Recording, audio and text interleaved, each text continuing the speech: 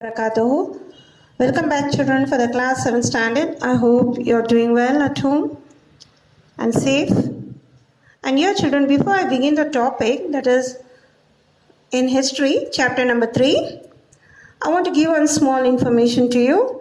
So here, in this topic, we have a two-part, that is of Bhakti cult, North India and South India. So we are going to study the South India about the Alavas and Dasas, and North India, it's excluded. And the question answers for this. So the South India, you are going to study about only the South India scene. And for the North India, that you have like Kabir Das, Guru Nanak, Tulsi Das, Mirabai, Chaitanya, and the Sufi scene, this is excluded, in the sense skipped. And when you are completing the notes, you are going to complete the question answers for first main, 1, 2, 3, 4. Then question number, and second main, third and fourth. Okay. So now, before beginning the topic, Bhakti cult and Sufi heritage. So here in your previous class also you have studied about the Bhakti cult, about the religious reformers, social reformers, why they started, for what purpose, what information they want to give us, and how they started this awakening. And when we see to the language of Kannada, where we had a 12th century, the same we are studying here, studying in 7th standard for the history. So here in ancient period, where we have the upper class and lower class, the society, where the people were living in a society during the ancient period, they divided upper class and lower class. And in upper class, they divided the class in two. Special importance was given for Brahmins. And the second was given to Kshatriyas. Why the Brahmins here? They give a very good respect for the Brahmins because a person needed for all the rituals and ceremonies. Okay, and the next one is Kshatriya, great warrior. So these two are the great people. And then one more class divided, that is called Vaishya, where we have the helping hand people that we need in day-to-day life. Like we have the carpenter, goldsmithy, these all people we needed. And goldsmith. So these people divided for the third group, and the fourth group was called Shudras, and they are also called as untouchables. So this group, they were not giving any importance. And who are the people? The people like labor, constructions, farmers, these people, they come to the fourth category. Only the three important people were given most important among the three.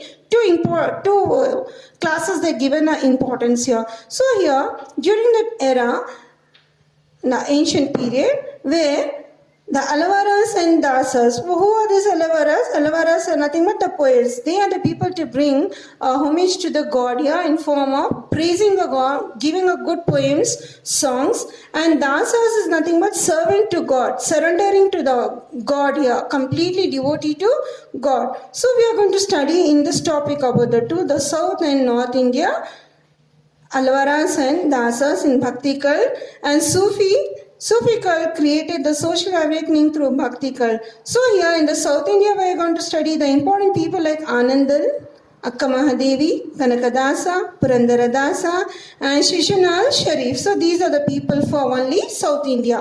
And North India people are like Kabir Das, Guru Nanak, Tulsi Das, Mirabai, Chaitanya, and Sufi saints. They are too not part of India. So what are the teachings they gave us?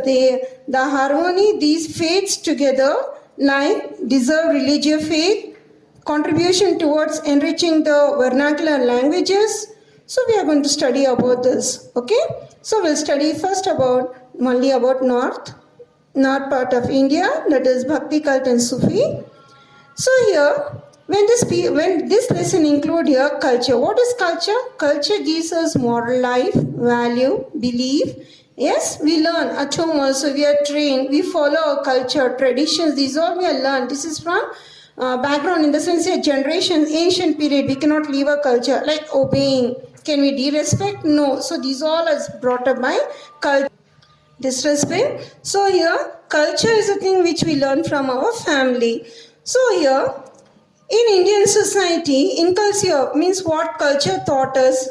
Like in previous days, casteism, this was commonly going on, superstitions and pseudo-rituals.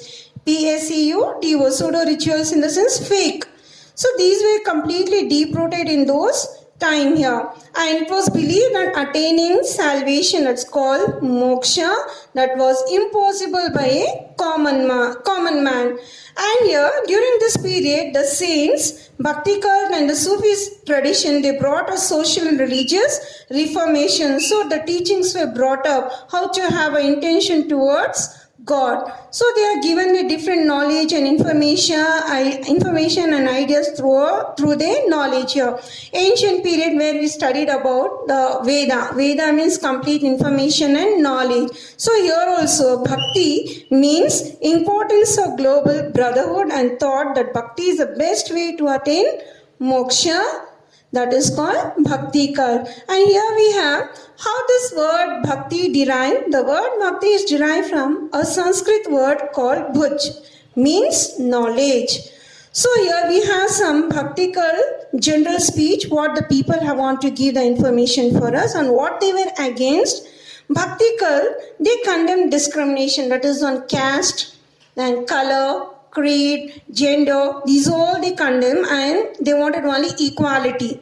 The second comes by the saint of Bhakti cult, they oppose superstitious practices. Yes, superstitious in the sense here, for example, a black cat passes through, so they say something bad may occur, or a glass get broken, and they say the people think that we receive some bad information. So these all are superstitious beliefs. So those kind of people condemn this, and also they undertook the task of uniting the hearts of people. There should not be an enmity, upper class, lower class, all to be treated in equality. The next comes here, the Sufis in these said, Dharma is love and service to mankind. God is only one, not many, they preach. So we had different religion people, different caste people, everyone in the sense they believe in God, but they call in different names. So God is only one. So these are called a guest of Bhakti cult, means general meaning of speech. So they want to clarify and they want to wash the minds of the people of early days what they were having it. Now let us study about the South Indian. The first person, she's a lady, she's called Anandal. We are going to study the first Anandal. Anandal, she is among the 12 Alvaras. Alvaras are nothing but, who are the Alvaras here? Alvaras are from Tamil Nadu. These people, the great Tamil poet saints in Tamil Nadu, South India. So she is among them, the 12 Alvaras. She was a devotee to Vishnu. She was the 12th Alvas, the Vishnu devotee of Tamil Nadu. She was adopted daughter of Vishnu Chitta. Vishnu Chitta was an Alva. And who were his parents here? Her father was a simple life where he was making the flower garlands and offering to Lord Krishna. That is in Krishna temple of Siruvilli, Puttur in Tamil Nadu. And her original name, that is of Anandal, her name was Guda. Her original name was called Gudadevi. Her original name was Gudadevi, and here she was completely devoted to Lord Krishna. And Andal, she loved Krishna and she claimed that she was her husband, and she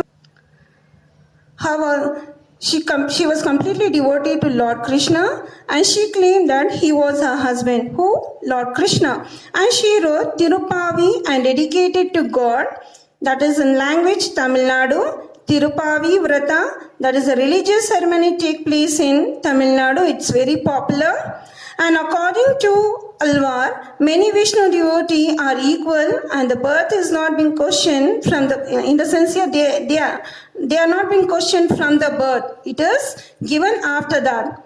And according to her, caste discrimination is completely offense here. So no people to be treated in form of caste, all to be treated in equality. And now after Andal, next lady we are going to learn, she is very popular. For the Vachanas, she is Akka Mahadevi.